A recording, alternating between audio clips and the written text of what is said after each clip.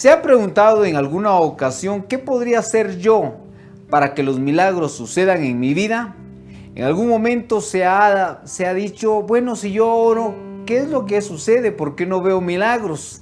Bueno, déjeme decirle acerca de eso, vamos a hablar hoy.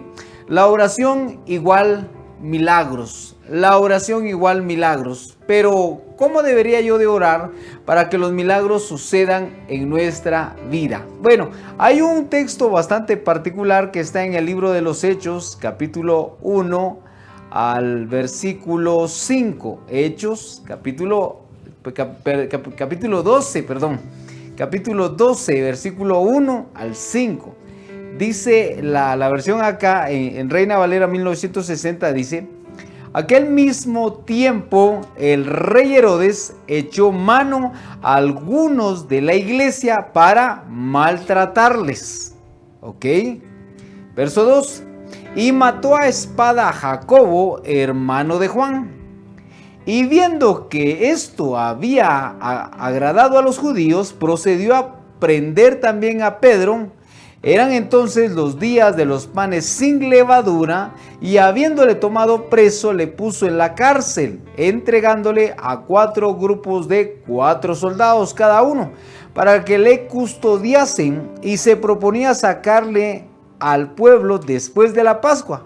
Así que Pedro estaba custodiado en la cárcel, pero la iglesia hacía sin cesar oración a Dios por él. Bueno, resulta acá que este rey Herodes tomó a algunas personas que habían creído en Cristo Jesús para, ahí leemos, para maltratar, ¿verdad? Para maltratar a las personas.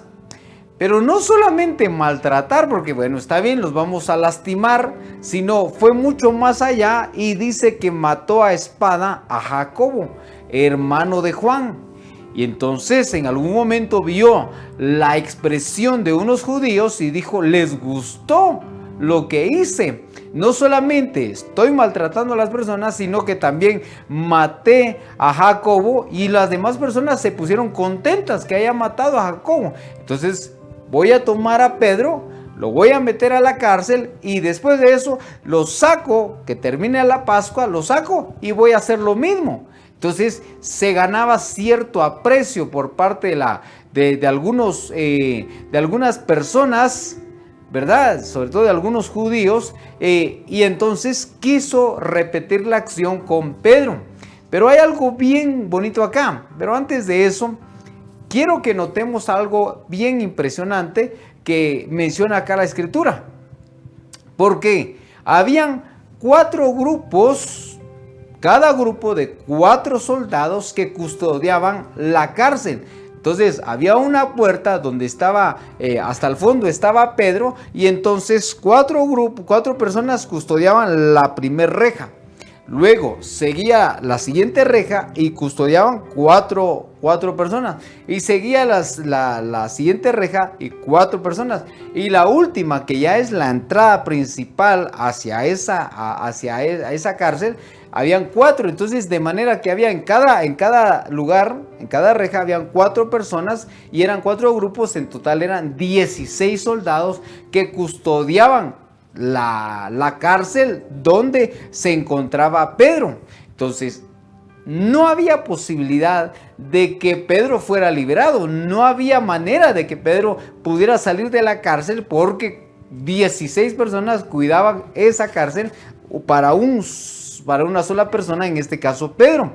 Pero hay algo bien bonito acá que les iba a mencionar hace un momento, es de que en el verso 5 dice, así que Pedro estaba custodiado en la cárcel, pero la iglesia hacía sin cesar oración a Dios por él. Hacía sin cesar. ¿Quién? La iglesia. Había un grupo, a pesar de que Pedro estaba custodiado por 16 personas, también la iglesia, cuando hablamos de la iglesia, hablamos del cuerpo de Cristo, hacía sin cesar oración a Dios por él.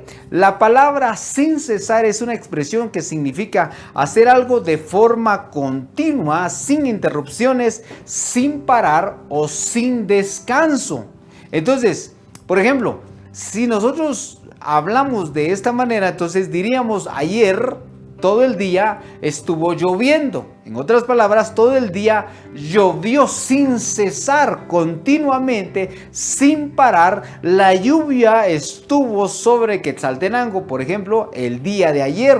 Entonces, la palabra sin cesar es continuamente, incesantemente, sin parar o constantemente. Entonces, si nosotros deseamos, anhelamos que un milagro suceda en nuestra vida, entonces leemos este pasaje que nos enseña que la oración para que los milagros sucedan en nuestra vida debe ser continuamente, debe ser incesantemente, debe ser sin parar y debe ser constantemente. Para que un milagro suceda en nuestra vida, no debemos de parar de orar por ese milagro.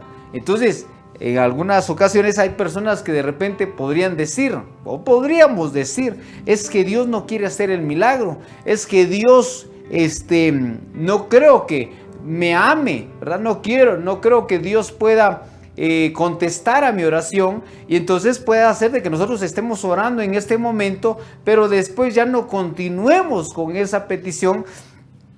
O sencillamente nos cansamos, pensamos que no es para nosotros eso, que no es para nosotros el milagro. Puede ser una enfermedad, puede ser cualquier cosa que por supuesto bendiga a Dios, bendiga a las personas que están a nuestro alrededor, ¿verdad? Y glorifique a Dios, ¿verdad? Una sanidad obviamente glorifica a Dios, y Dios en ningún momento va a estar en contra de la sanidad. No, la Biblia dice que Él vino a sanar a los enfermos, vino a echar fuera demonios, vino a libertar a los cautivos. En Lucas capítulo 4 versículo 18 dice: el Espíritu del Señor está sobre mí por cuanto me ha ungido para sanar enfermos, echar fuera demonios, dar vista a los ciegos, libertar a los cautivos. Entonces Dios obviamente está a favor de la sanidad. Dios obviamente está a favor de un milagro, pero nosotros debemos de tomar la actitud de no detenernos, de no parar. Y por supuesto van a haber situaciones que nos van a hacer parar, nos van a hacer frenar, nos van a hacer ya no seguir adelante. Y entonces ahí donde está el reto de seguir hasta que el milagro suceda. Amén. Entonces, ¿cuál fue el resultado de que la iglesia hiciera oración? Bueno, el resultado fue que Pedro fue librado de la cárcel. Ajá, sí, Pedro fue totalmente librado de la cárcel. Ahora, si leemos en Hechos, capítulo 12, vamos a ir a Hechos, capítulo 12, en el título dice, Pedro es librado de la cárcel.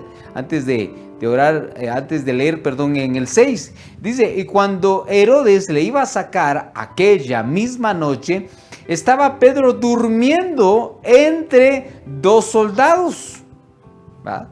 Pedro estaba durmiendo en medio de dos soldados, sujeto con dos cadenas, y los guardas delante de la puerta custodiaban la cárcel. Ajá. Entonces, aparte de que él estaba durmiendo en medio de dos soldados, aparte de eso también estaba amarrado con cadenas Pedro. Y los guardas delante de la puerta custodiaban la cárcel. Y aquí estaban este grupo que les digo de 4 personas. Y he aquí que se presentó un ángel del Señor, y una luz resplandeció en la cárcel, y tocando a Pedro en el costado, le despertó diciendo, levántate pronto.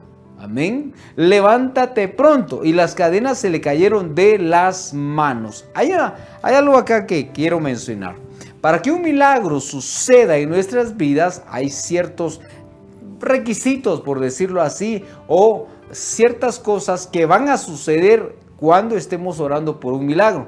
Primero es de que la oración debe ser continua, debe ser constante. Señor, haz un milagro en esta área. Señor, por favor, trae sanidad. En el nombre de Jesús, ten misericordia de mí, Señor. Que deje el vicio esta persona. Que deje, Señor amado, que cambie su manera de ser, que cambie su manera de hablar. Te pido, Señor, que me hagas libre ante cualquier situación. Señor, te pido que pagues cierta deuda que tengo, ¿verdad? Entonces, en primer lugar, debe haber oración, ¿verdad? Lo primero que una persona debe hacer es orar. orar continuamente para que ese milagro suceda. Pero acá también vemos una cosa que el ángel le dice a Pedro. Estando Pedro durmiendo, dice la palabra que le tocó el costado acá y le dijo: Pedro, levántate, ¿verdad? Le dijo el ángel: cíñete, permítame, acá en el versículo 7, y aquí que se presentó un ángel del Señor